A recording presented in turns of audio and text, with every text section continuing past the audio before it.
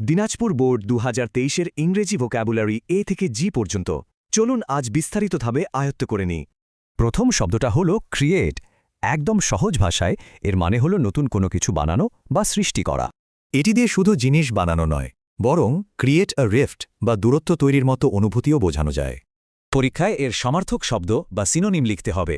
Produce বা generate লিখলে একদম ছাকা নম্বর পাবেন। পরের শব্দটা এক্সটেন্ড, এর অর্থ হল কোনো কিছুর আকার বা সময়সীমা আরও বাড়িয়ে দেওয়া। যেমন ধরুন, বড় পরিবার বোঝাতে এক্সটেন্ডেড ফ্যামিলি বা পরীক্ষার সময় বাড়ানোকে এক্সটেন্ড দ্য ডেডলাইন বলা হয়। এর বিপরীত শব্দ বা অ্যান্টোনিম হিসেবে শর্টেন বা কন্ট্রাক্ট মনে রাখাটা সবচেয়ে বুদ্ধিমানের কাজ হবে। লিস্টে ৩ নম্বর শব্দ ইনসাল্ট। কাউকে অসম্মান করা বা ছোট করে কথা বলাই হলো এর আসল অর্থ। কথায় কষ্ট পাওয়া বোঝাতে ফেল্ট ইনসাল্টেড বা কারো ধারণাকে অবজ্ঞা করতে ইনসাল্ট অ্যান আইডিয়া বলা যায়। অসম্মান করার ঠিক উল্টোটাই হলো সম্মান দেওয়া, তাই অ্যান্টোনিম হিসেবে প্রেইজ বা অনার একদম পারফেক্ট। ৪ নম্বর শব্দ ক্রিটিসাইজ। এর সোজা অর্থ হল অন্যের দোষ ধরা বা নেতিবাচক সমালোচনা করা।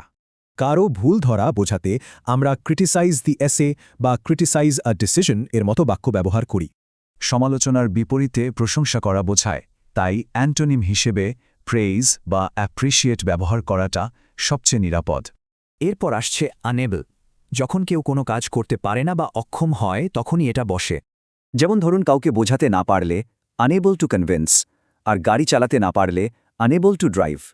এই শব্দটিরও অ্যান্টোনিম লিখতে হবে। খাতায় এবল বা কেপেবল লিখলেই পুরো মার্কস একেবারে নিশ্চিত। ৬ নম্বর শব্দ ক্লোজ। এর মানে গভীর অন্তরঙ্গ সম্পর্ক অথবা খুব কাছাকাছি কোনো জায়গা বোঝায়। যেমন ক্লোজ রিলেটিভস বললে ঘনিষ্ঠ আত্মীয়, আবার ক্লোজ টু দ্য হাউস বললে বাড়ির কাছের জায়গাকে বোঝায়। এবার কিন্তু সিনোনিম বা সমার্থক শব্দ দরকার। ইন্টিমেট বা নিয়ার হবে এই ক্ষেত্রে একদম সেরা উত্তর। আমাদের শেষ শব্দটি হল আর্লি।